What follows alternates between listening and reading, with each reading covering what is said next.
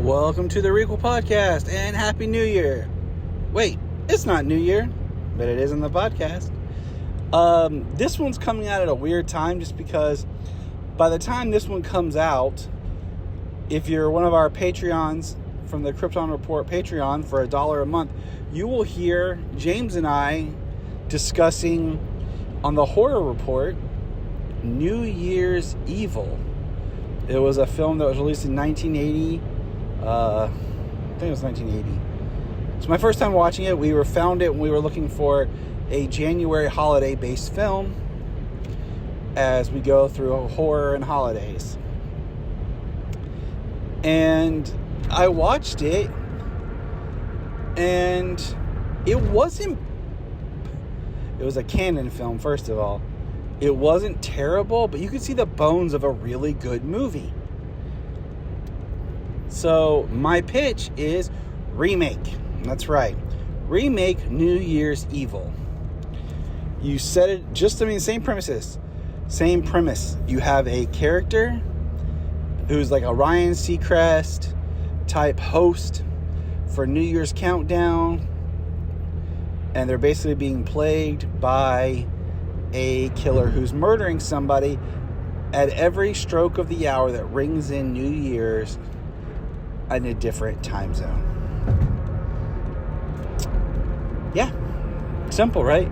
Now, New Year's Evil, had a nice, I guess you could say a twist at the end, but I kind of figured it out, is we have this killer who puts on disguises and goes around and is killing women, at the stroke and then playing the tape back to the host.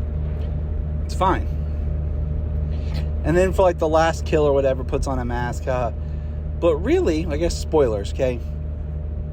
This host, Blaze, has a Nepo baby son who just got a part in a show series without using his last name so people know that he's Blaze's son. Okay?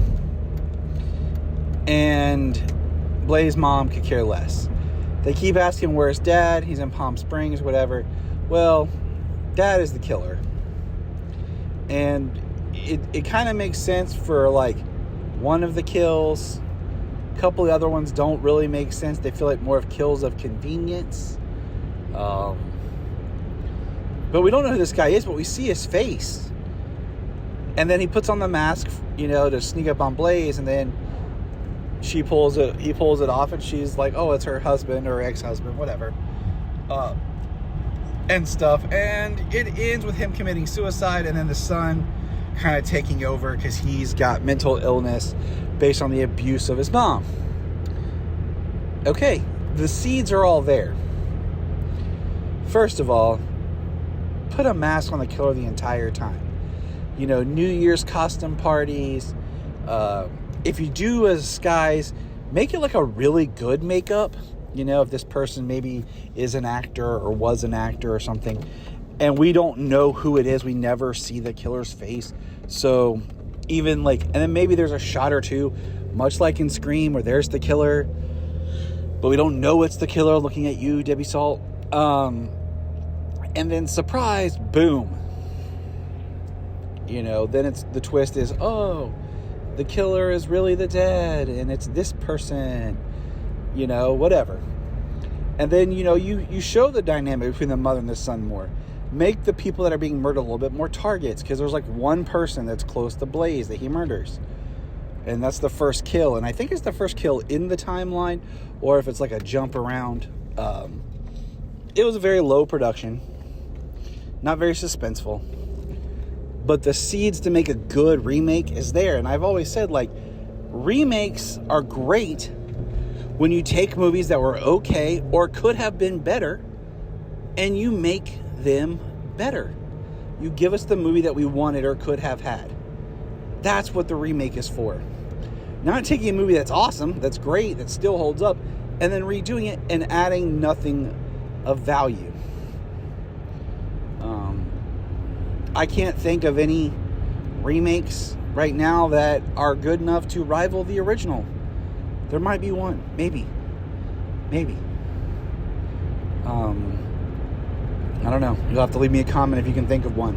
And I don't count like a new Batman movie or a new Spider-Man. They're not exactly remakes. They're just a new story, rebooting that ongoing character.